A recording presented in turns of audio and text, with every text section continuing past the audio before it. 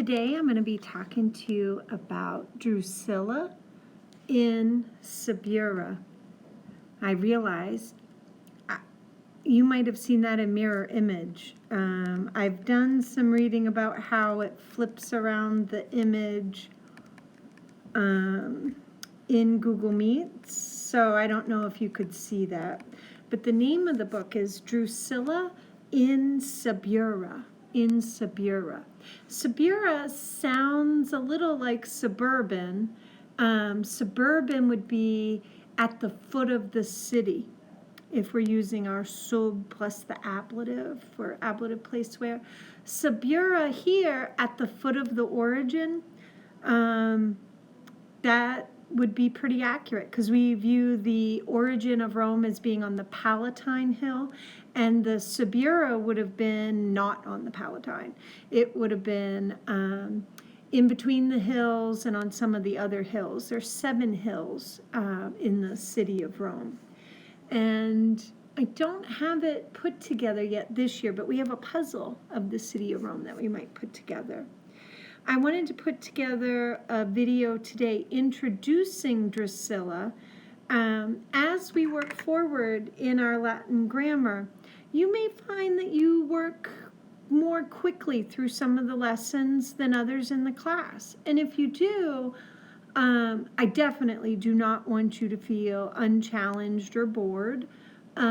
So one way for us to combat that, to keep the class moving at a pace where we keep everyone engaged to the best of our ability, but keep moving forward, is to read Latin novellas as part of our work. So any reading you do, imagine like a library reading, you can earn a credit for that work in our class. You can bring up interpretive communication grades, for example. And we may even have some opportunity to work on presentational grades through our reading of books like Drusilla. Now, you may wonder, how can I read a book in Latin? I'm only on lesson 3, lesson 4 of the Latin book. These novellas are made to be used with a smaller vocabulary. There are 38 unique words in Drusilla, and this is not one I have read yet. We got it last year.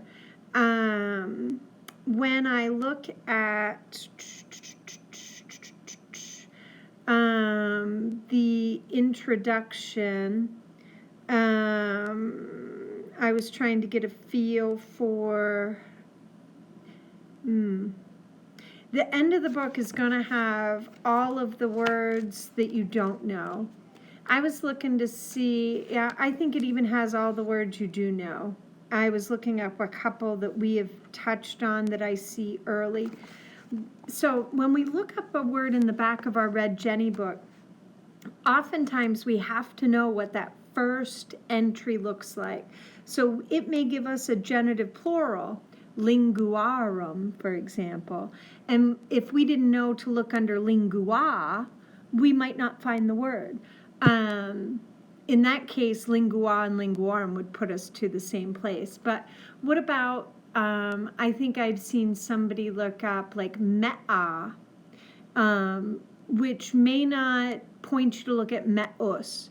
In the back of this book, it is listed in its used form.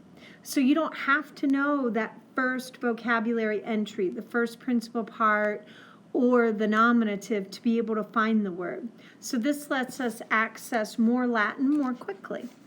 So lesson 1 in Drusilla, not lesson 1, chapter 1, is called Consumera Animalia. Consumera, this is an infinitive form. We've seen infinitives. We might not have called them infinitives.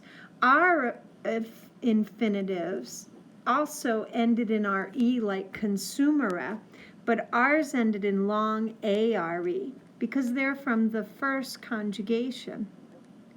J. I wrote a J. I wrote a G, but it's a J. I promise. That's a J. This verb has a short E-R-E. That tells me that it is third conjugation. So we don't know how to use a third conjugation verb, but we can look up consumera in the back of the book. And so if I look at the back of this book on page 63, I see that consumera means to eat. And then it goes on to tell me some forms of consumera that were used in the book to help me read along. Consumera animalia means to eat animals. So our first chapter is about eating animals. Drusilla est Romana. Drusilla is a Roman. She's a Roman girl. Drusilla Romae habitat. Drusilla lives in Rome. Drusillae placet consumera animalia. It pleases Drusilla to eat animalia, to eat animals. She also likes to eat bread. But Drusilla Mawut prefers consumera animalia, prefers to consume animals. As you continue in the story, it uses pictures to help us translate. So we may not know this word yet, hodie, but it tells us in the picture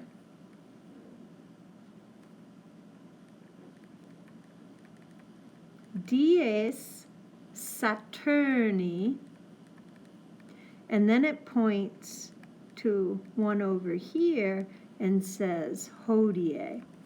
What it's telling us, dies Saturni est Saturday in lingua anglica. In lingua latina, dies Saturni. It's known as Saturn's Day, our Saturday.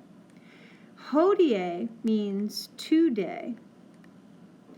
Hodie Drusilla volt consumera animalia. Today Drusilla wants to eat animals. Pavones sunt animalia optima ad consumendum. So what does that sentence say? Peacocks are the best animal to eat. We don't eat peacocks, but what do we eat? We eat chickens. So it's understandable that they like peacocks where we like chickens. Drusillae placet, it pleases Drusilla. Consumera pavones, to consume peacocks. Mihi placet, it is pleasing to me. What is pleasing to you? Consumera panem.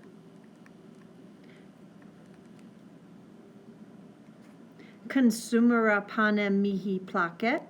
I love bread. Bread is tasty. I can't really eat bread anymore because I can't have gluten.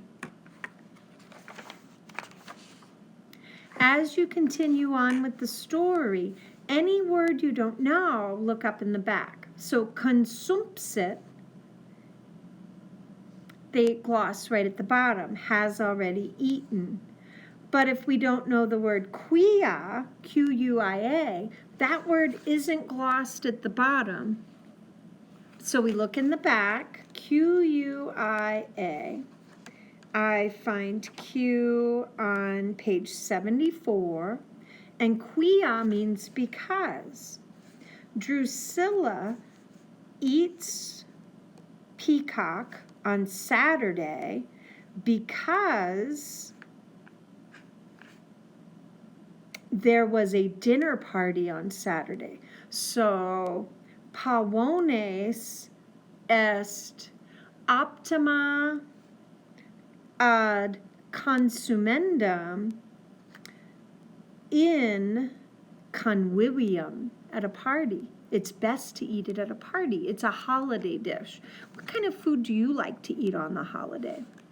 Tibi placet, what pleases you to eat on a holiday? Oh, and then we get to page 10 and we see aper est pig or boar in lingua anglicae. Pulse, that one is glossed at the bottom of the page. A farrow porridge. Let's make sure aper shows up in all of its forms. Aper, yes. It comes up as aper, wild boar, apri, wild boars, apros, wild boars. That would be an accusative versus a nominative. And aprum, wild boar. And then under each of those, it tells us the sentence it was used in and how to translate that sentence. As we move into lesson 4, this chapter is even more applicable because we see a lot of second declension endings, which is very nice because that supports our lesson 4 and 5 work. I think that gives you a good idea of where to start. I would say notice that the index verborum, the index of words, starts on page 62, and to not be hesitant to look up words. It's okay to look them up. But the author uses a lot of words repeatedly, trying to get you used to seeing them in their different forms and different uses. So hopefully as we work through the chapters, some of these 38 words that aren't already in our brains will start sticking in our brains, and we will learn more and more. Now this one is about a young lady, Drusilla. We also have a series about a young gentleman, Rufus. So we will work with both of these books. Rufus starts out with 40 words, so a little more than Drusilla, but only 2 more, so not that many. So I hope you find this useful. Let me know as you read what else I should include, and I will also record me reading it so that when we're done the chapter, you can go back and hear how I would have translated it.